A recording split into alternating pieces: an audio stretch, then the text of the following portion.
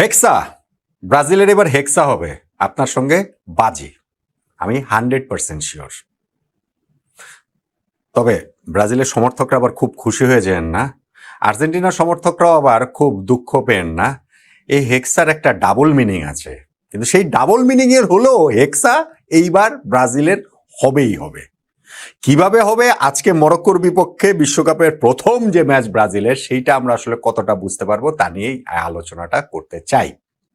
আর quiz, Brazil নিয়ে আলাদা একটা ভিডিও করেছিলাম, সেখানে আপনাদেরকে একটা কুইজ দিয়েছিলাম। সেই কুইজের উত্তর দিতে গিয়ে অনেকেই সমস্যার মধ্যে পড়ছেন। ইউটিউব পলিসির কারণে সম্ভবত ওইখানে 1, 2, 3 এই সংখ্যাগুলো লিখলে কিংবা কোনো লিঙ্ক দিলে তারা ওইটা কমেন্টগুলো অটো হাইড, অটো ডিলিট করে ফেলে। সো আপনারা উত্তরটা দিতে পারেন যে এই সংখ্যা ছাড়া, ওই লিঙ্ক ছাড়া প্রথমে উত্তরটা দিবেন, তারপরের লাইনে আপনার নাম এবং জেলার নামটা লিখবেন এবং তারপরের লাইনে আপনার ফোন নাম্বারটা আসলে দিতে পারেন। এইভাবে উত্তরটা দিতে পারেন। এবং আচ্ছা ঠিক আছে, ব্রাজিলের খেলা তো আজকের এই সেকেন্ড ভিডিওতেও আপনার জন্য ওই কুইজটা থাকবে, পুরস্কারটা থাকবে, ব্রাজিল আর্জেন্টিনার জার্সি থাকবে। আমি কুইজটা আপনাদেরকে বলছি, তার আগে হেক্সার কথাটা বলে নেই। হেক্সা মানে কি? 6, ষষ্ঠ, 6th, মানে ব্রাজিল 5টা বিশ্বকাপ জিতেছে, 6 নাম্বার বিশ্বকাপ ব্রাজিল জিতবে। এই আশা তো ব্রাজিলের হচ্ছে কতদিন ধরে, 6টা বিশ্বকাপ ধরে এই ঘটনা ঘটছে। 2002 সালে ব্রাজিল 5 নম্বর বিশ্বকাপ জিতেছে, তারপরে 2006, 2010, 2014, 2018, 2022 চলে গিয়েছে। তার মানে এইবার যদি ব্রাজিল বিশ্বকাপ জিতে, ব্রাজিলের হেক্সা হবে 6 নাম্বার বিশ্বকাপ। ব্রাজিল যদি এবার বিশ্বকাপ না জিতে, সেটাও হেক্সা হবে। 6 নাম্বার বিশ্বকাপ ব্রাজিল শিরোপা জিতলো না, ওই হিসেবে হেক্সা। কোনো না কোনো ওয়েতে তাই হেক্সা হবে। এই জন্য আপনাদের কাছে বাজি লেগেছে। হওয়ার চান্সটা ইতিহাসের দিক থেকে একটু বেশি। কেন? ব্রাজিলের এই 24 বছর হচ্ছে গিয়ে সর্বোচ্চ ওয়েট করতে হয়েছে ওয়ার্ল্ড কাপ ট্রফির জন্য। আর 24 বছর না, আসলে হচ্ছে গিয়ে এই 6টা ওয়ার্ল্ড কাপ পর্যন্ত বলতে পারেন, কিন্তু ওয়ার্ল্ড কাপের হিসেবে 6th ওয়ার্ল্ড কাপ। এমনি 28 বছর ছিল, জন্য 1930 সাল থেকে বিশ্বকাপ শুরু হয়েছে। ব্রাজিল প্রথম বিশ্বকাপ পেয়েছে 1958 সালে। তো সেই হিসাব যদি আপনি করেন তাহলে তো হচ্ছে গিয়ে এইখানটাতে 28 বছর পরে প্রথম বিশ্বকাপ জিতেছে। কিন্তু মাঝখানে 42 এবং 46 সালে কিন্তু বিশ্বকাপ হয়নি সেকেন্ড ওয়ার্ল্ড ওয়ারের কারণে। সো সেই হিসাব করলে ব্রাজিল বিশ্বকাপ জিতেছে 30, 34, 38, 50, 54, এই 5 বারের পর 6 নাম্বার বিশ্বকাপটাই কিন্তু ব্রাজিল জিতেছে। আবার ব্রাজিলের যেরকম একটা ড্রাউট ছিল 1970-এর বিশ্বকাপের পর, আবার আমরা ব্রাজিল যে বিশ্বকাপটা জিতেছে 1994 সালে, সেইটাও কিন্তু 24 বছর পর 74, 78, 82, 86, 90, 96, 6 নাম্বার বিশ্বকাপটা কিন্তু আবার জিতেছিল। সো এই হিসেবে কিন্তু এইবার সেই 6 নাম্বার বিশ্বকাপ। সো ব্রাজিলের ওই যদি ইতিহাসের সায় দেখেন তাহলে শিরোপা জেতার কথা। জিতলে সেটা হেক্সা হবে, আর যদি জিততে না পারে তাহলে জিততে না পারার হেক্সাটা হবে।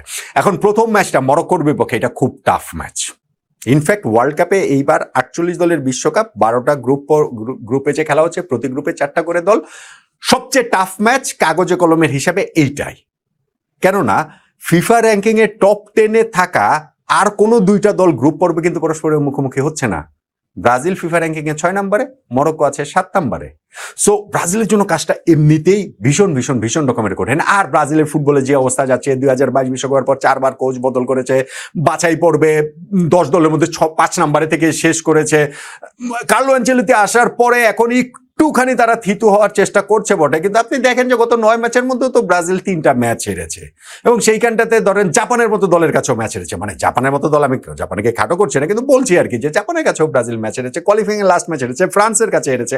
হ্যাঁ, ব্রাজিল আবার গিয়ে আপনি যদি দেখেন যে সর্বশেষ 3টা ম্যাচ ক্রোয়েশিয়ার বিপক্ষে এবং ওয়ার্ল্ড কাপের ঠিক আগে আগে যে 2টা ওয়ার্ম আপ ম্যাচ ব্রাজিল খেলেছে, পানামার বিপক্ষে এই ম্যাচগুলো এবং মিশরের বিপক্ষে এই ম্যাচগুলো ব্রাজিল জিতছে। ওইটা ব্রাজিলকে হয়তো বা কিছুটা কনফিডেন্স দেবে, কিন্তু সেই কনফিডেন্সের মাত্রা আসলে কতটা শিরোপা জয় পর্যন্ত আসলে চলে যেতে পারে কিনা।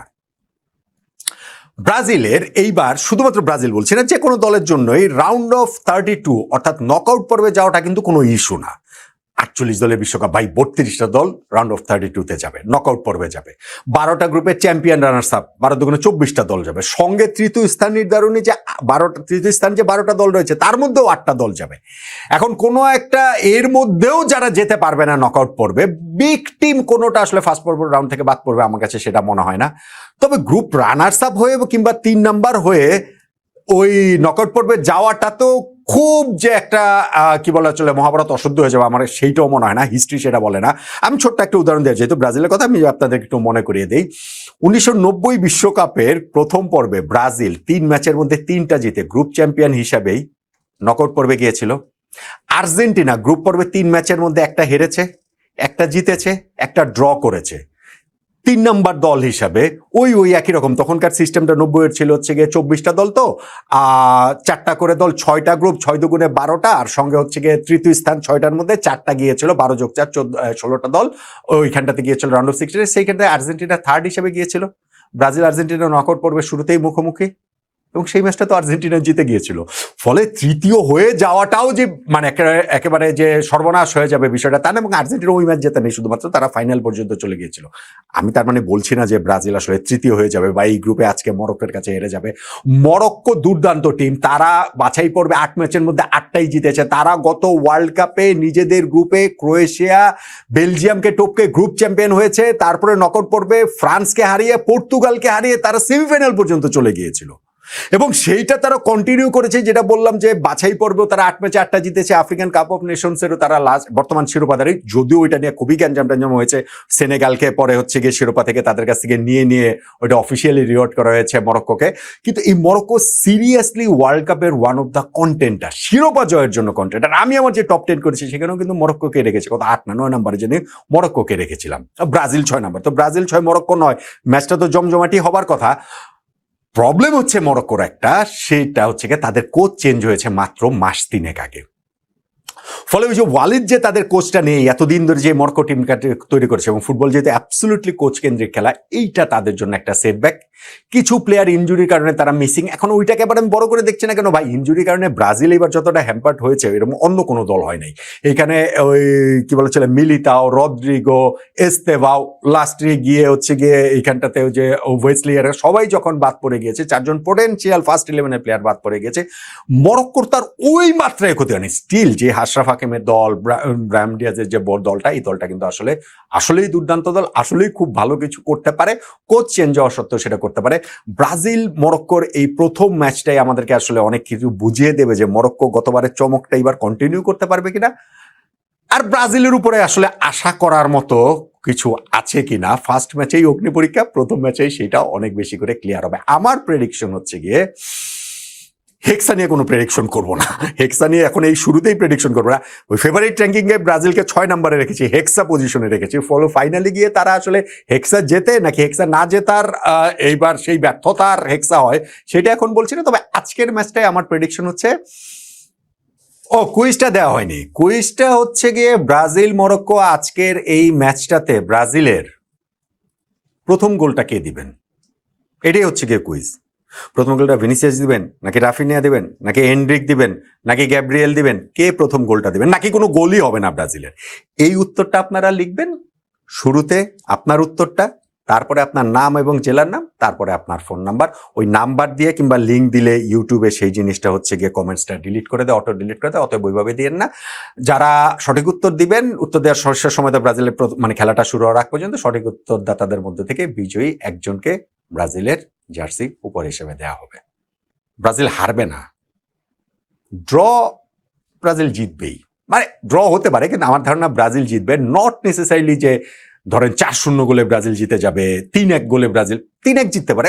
আবার আমি বলছি যে ব্রাজিলের একটা কষ্টার্জিত একটা জয়, একটা হার্ডফোর্ড উইনই আসলে ব্রাজিলের জন্য আজকের এই প্রথম ম্যাচটাতে খুবই, এটা হতে পারে কোনো একটা ইন্ডিভিজুয়াল ব্রিলিয়ান্সে, হতে পারে সেটা রাফিনিয়া কিংবা ভিনিসিয়াস জুনিয়র, হতে পারে সেইটা সাবস্টিটিউট বেঞ্চ থেকে এসে কেউ হচ্ছে গিয়ে সেই জয়সূচক গোলটা করলেন। কিন্তু আমার প্রেডিকশন হচ্ছে আজকের এই ম্যাচটাতে ব্রাজিল জিতবে, যেইটা তাদেরকে হেক্সা মিশনের পথে এগিয়ে নিয়ে যাওয়ার পথে একটা শুভ সূচনা এনে দিবে। সেটাকে আক্ষরিক অর্থে হেক্সা হয় নাকি অপ্রাপ্তির হেক্সা হয়, এটার জন্য আমাদের একটু ওয়েট করতে হবে।